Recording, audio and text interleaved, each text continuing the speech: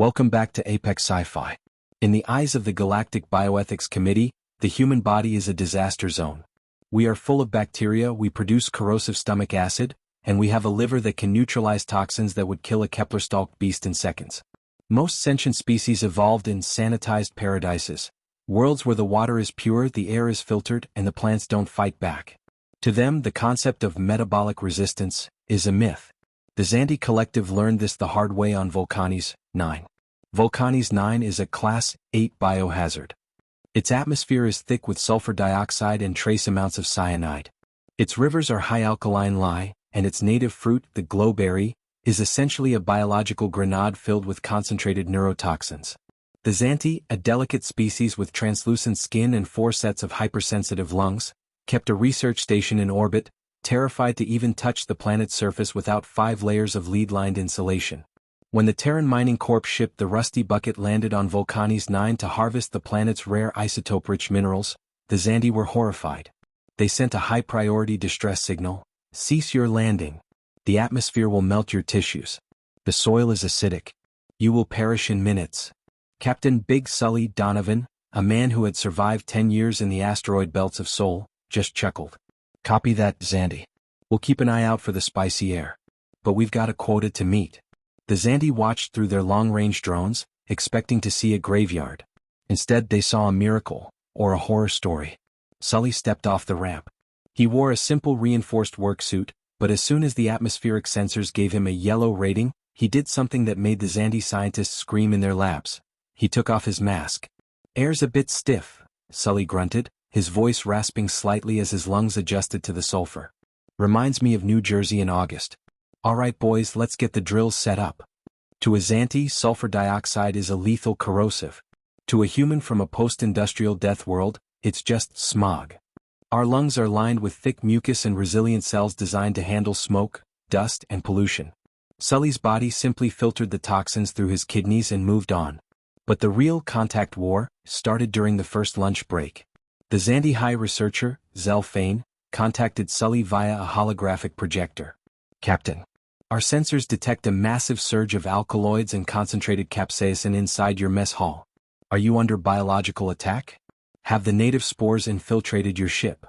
Sully, who was currently sitting at a steel table with his crew, looked at the hologram while holding a giant bowl of Terran triple alarm chili. He had just dumped a bottle of concentrated hot sauce into it. Attack?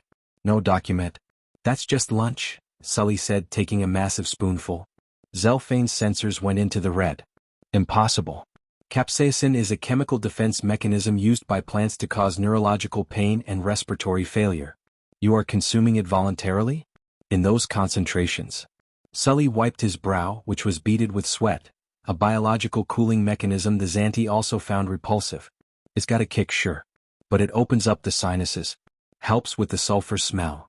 Then Sully did something even worse.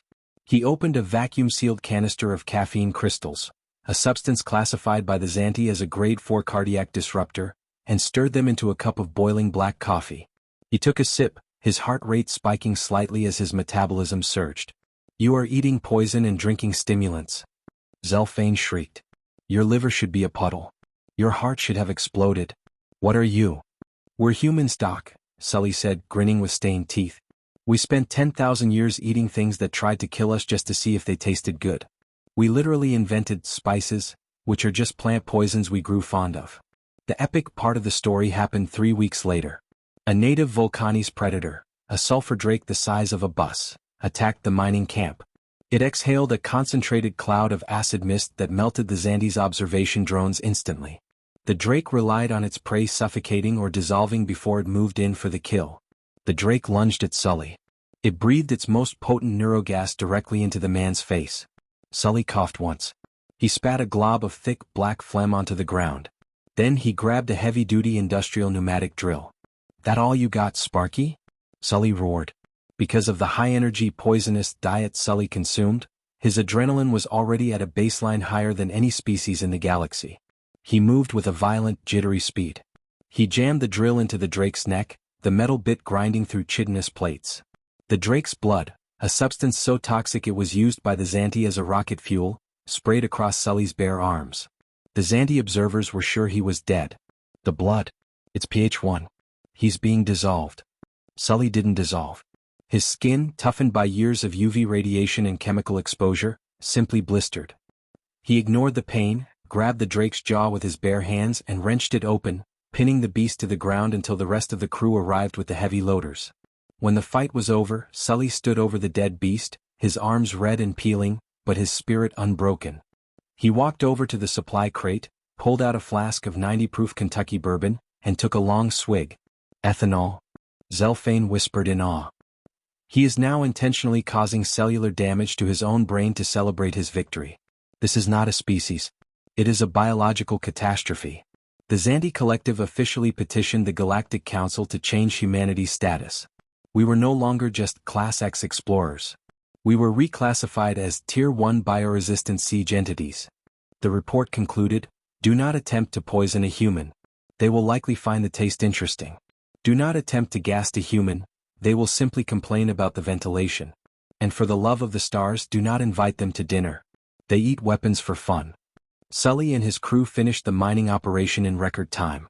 As they packed up to leave Vulcanes 9, Sully left a small gift for the Xanthi research station, a single bottle of extreme ghost pepper sauce and a bag of coffee beans. The note attached said, for when you guys want to feel alive. Just go easy on the sauce, it's got a bit of a bite. The Xanthi kept the bottle in a triple-layered containment vault. To them it wasn't a gift, it was a warhead. Humanity had proven the ultimate metabolic HFY truth. One man's poison is a human's favorite seasoning. We didn't conquer Vulcanes 9 with technology. We conquered it because our bodies were built for the mud, the smoke, and the spice of a planet that never wanted us to survive. This has been Apex Sci-Fi. Our livers are the most powerful machines in the galaxy. If you enjoyed this toxic victory, hit that like button. Comment below, what is the spiciest thing you've ever eaten and did it feel like a biological attack? Subscribe for the next front, the Siege of Prospector's Peak. The air is yellow. The coffee is black.